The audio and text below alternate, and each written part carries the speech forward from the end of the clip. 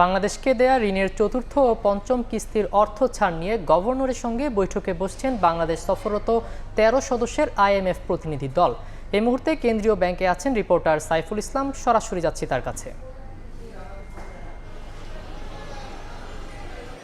৫ তারিখে বাংলাদেশে আগত এবং ৬ তারিখে বাংলাদেশ ব্যাংকে মিটিং, এর পরবর্তী ১৪ তারিখ, বিশেষ করে আমরা এপ্রিল মাসের কথাই বলেছি। বাংলাদেশ ব্যাংকে আইএমএফের যে প্রতিনিধি দল এসেছে বাংলাদেশ, সেটি কিন্তু বাংলাদেশ ব্যাংকে প্রবেশ করেছে। আমরা দেখতে পেয়েছি দুপুর ১টা নাগাদ। এর পাশাপাশি আমরা যদি আরেকটি তথ্য বলি যে বাংলাদেশ ব্যাংকের গভর্নর ব্যাংকে ছিলেন না বলেই কিন্তু এখনও পর্যন্ত মিটিং শুরু হয়নি। তবে কিছুক্ষণ আগেই, এখন যদি আমি ভুল করে না থাকি, ঠিক ২:৩০টার সময় বাংলাদেশ ব্যাংকের গভর্নর প্রবেশ করেন বাংলাদেশ ব্যাংকে এবং আইএমএফের সাথে যে সর্বশেষ মিটিং, এবং যে মিটিংটির মাধ্যমে বোঝা যাবে যে আসলে বা জানা যাবে যে বাংলাদেশের সাথে কোন কোন বিষয়ে প্রতিবন্ধকতা রয়েছে বা বাংলাদেশের কোন কোন দিকগুলো তাদের পছন্দ হয়েছে বা কোন কোন জায়গাটা ঘাটতি রয়েছে, সেই জিনিসগুলো নিয়ে কিন্তু আলোচনা হবে। কিছুক্ষণের মধ্যে আমরা জানতে পারবো এবং সর্বশেষটি জানাতে পারবো হচ্ছে যে ৩টার পরে মিটিং শুরু হওয়ার ৩টার পরেই হচ্ছে প্রেস ব্রিফিংয়ের মাধ্যমে আমাদেরকে জানানো হবে। তবে এই ক্ষেত্রে বলে রাখি যে বাংলাদেশের রাজস্ব খাত বা অর্থ খাত বা ব্যাংকিং সেক্টরের নানা যে দিকগুলি আছে, সেই দিকগুলি নিয়ে কিন্তু আলোচনা হয়েছে এতদিন। এখন পর্যন্ত যে বলতে পারি যে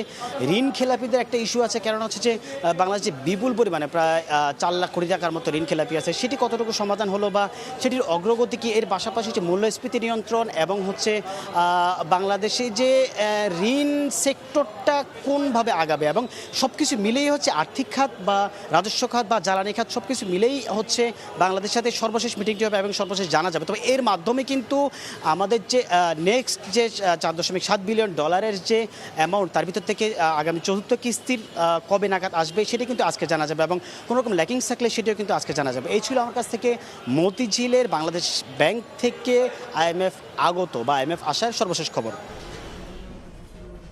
কেন্দ্রীয় ব্যাংক থেকে সরাসরি যুক্ত ছিলেন রিপোর্টার সাইফুল ইসলাম।